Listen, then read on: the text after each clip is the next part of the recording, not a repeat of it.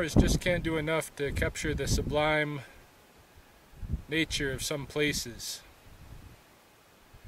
Today I'm at the top of a very famous mountain called Nanastako, or Chief Mountain.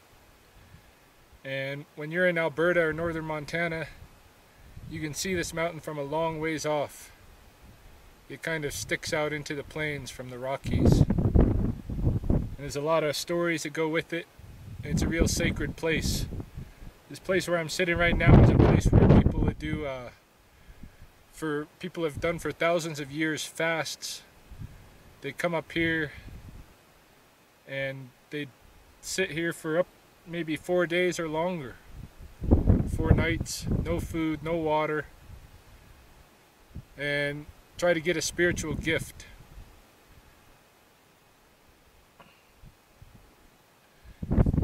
I don't know how old this is, but this is a bison skull sitting next to me. There's some large antlers. This is all stuff that's left here as offerings. The spirits of this mountain. They say that this is where the Thunderbird lives. And I just wanted to share something that came to my mind a few minutes ago as I was walking. In order to get to this particular spot that I'm at right now, you have to go up and down some serious mountain crags. And every time we've come out here, I've been coming out with my students regularly. Every time we come out, only so many people are able to make it up to the top of the mountain. And no one has ever made it with me over to this side of the mountain. I'm on the south side now. No one has ever explored over here with me. And the very few that make it, they make an offering at the other side, the north side, which is the really famous seat where Scarface sat to fast and visit the sun. But what came to my mind is, you know, so many people give up that I bring up here. Like today, there's 9 of us that came up. 2 of us made it to the top. Another 2 are still working on it. And the other 5 turned around and went back down before they made it. First time I went up here, I brought 3 other guys with me. None of them made it. Second time I came up here, we brought a whole lot of students with us. Maybe 20 students. And only 3 of us got to the top.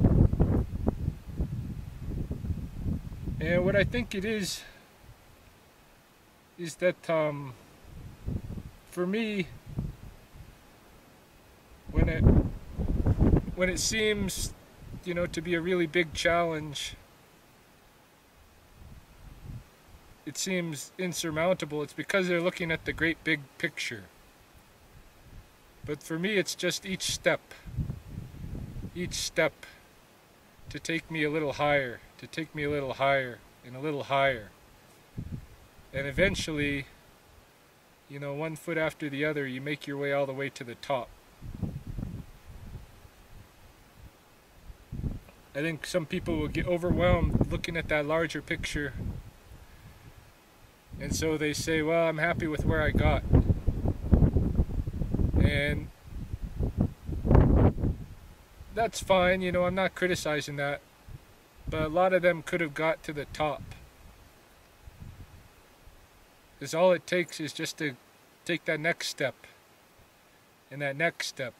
You know, when we come out here, we don't have anything else to do except to make it to the top of the mountain.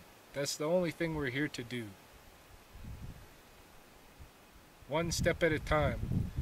And I can relate it to all kinds of other pursuits in life. I think it's the same way in life in general. This is one of my keys to whatever successes I've ever had. Is first of all, you gotta have confidence that you can do it. Second of all, you have to keep taking those steps to get you to a higher place. You have to keep developing yourself. You know, taking what you've already built, the development you've already done with yourself, and take the next step. What's the next step? Take it. If you're at a place, if you've reached one point, that's not the end. You just keep going. There is no end. You know, you don't have to be addicted to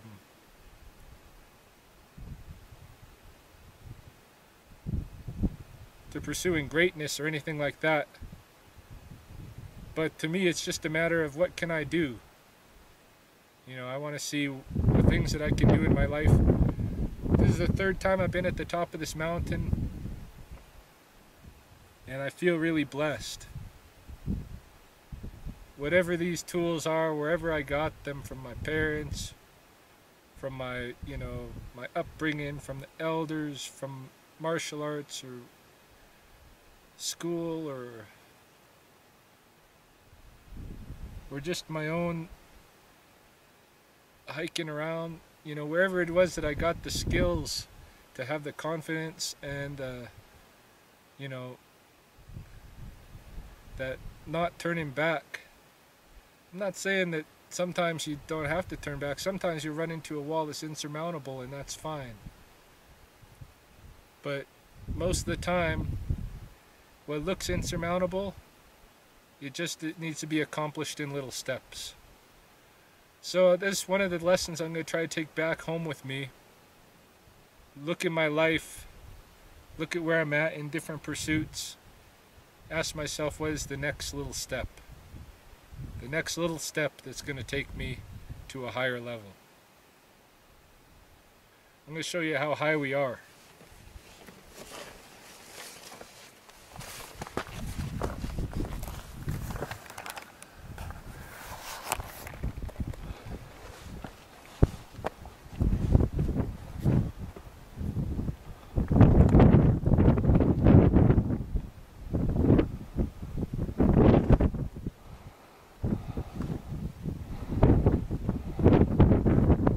This is Alberta. This is Montana.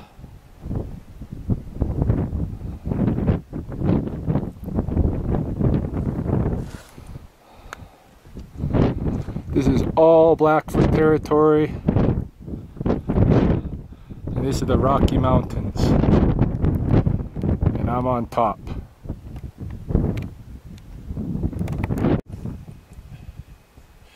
Another aspect of mountain climbing that I was just thinking about,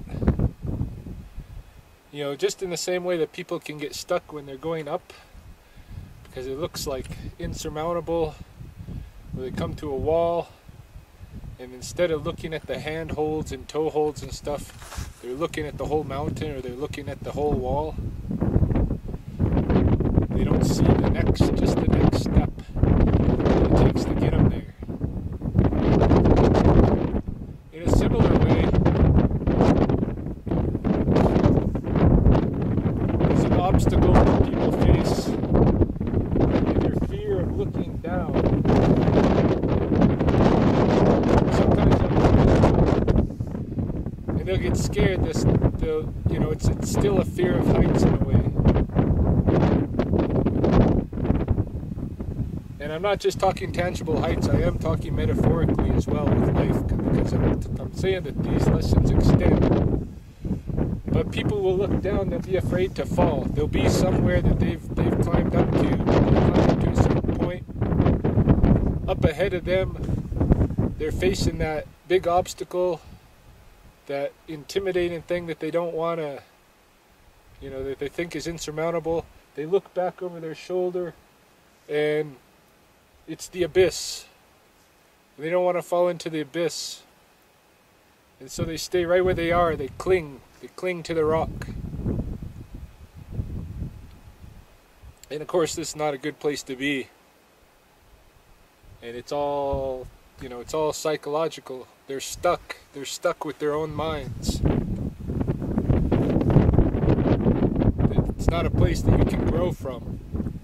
It's a place that eventually you're going to need rescue from. People got to realize that it's okay to go back down.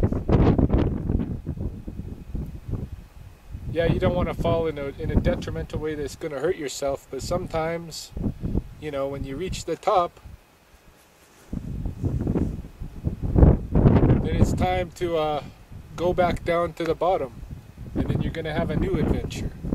So you got to be able to humble yourself and go back down, and don't be afraid of the down, and don't be afraid of the up.